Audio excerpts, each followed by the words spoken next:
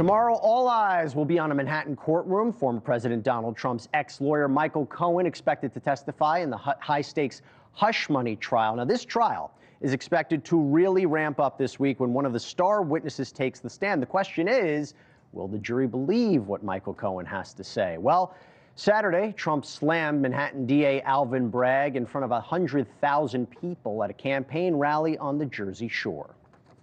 I've come here from New York, where I'm being forced to endure a Biden show trial, all done by Biden, carried out by that's right, all being done by him, carried out by radical Democrat district attorney. You know who he is? Fat Alvin. All right, well, NewsNation's Caitlyn Becker's here to break this down for us. Caitlyn, good to see you. All this time, we're waiting for Michael Cohen. There's been a lot of witnesses put forward by the prosecution to lead up to him. What can we expect? Fireworks? Yeah. Drama? Maybe some tears. I don't know why I feel like there's going to be some tears. From Michael Cohen? He's so emotional. Yeah. And this has gone on for so long. He's testified in the past. He testified in the grand jury. And, you know, you have to understand, Michael Cohen worked for Donald Trump for nearly a decade. And we call him, you know, Michael Cohen was his lawyer. He really wasn't acting in that capacity. He didn't really work for the Trump organization in that capacity. That's the whole case, if it was legal expenses or not. Exactly. Is it legal expenses or not? But the question is, you know, he really worked as sort of his fixer, his right-hand guy, his ride or die, and now he's become kind of a turncoat.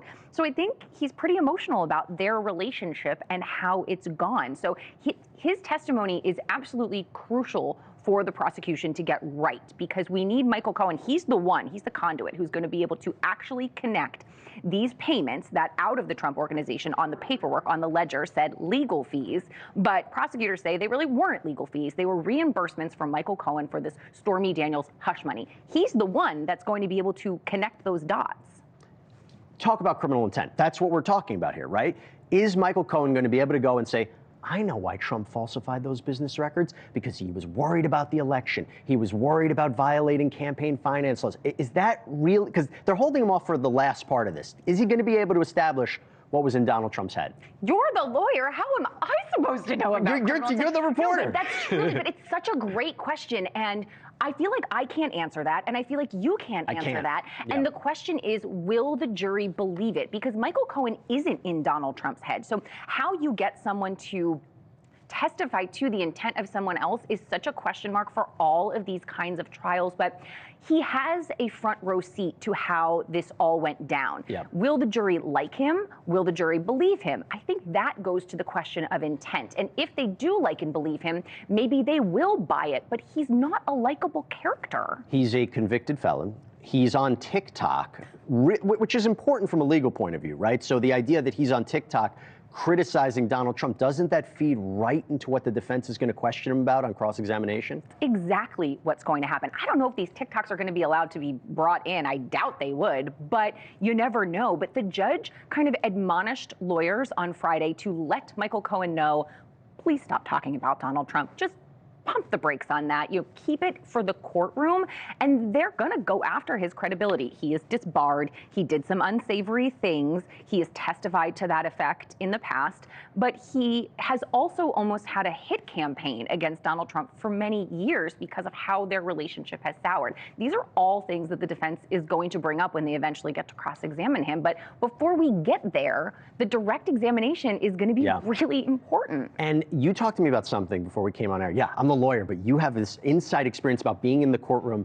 Are you concerned about how Donald Trump is going to respond to Michael Cohen, visibly respond? I think that is a concern the defense should have, and that is something that the prosecutors should want.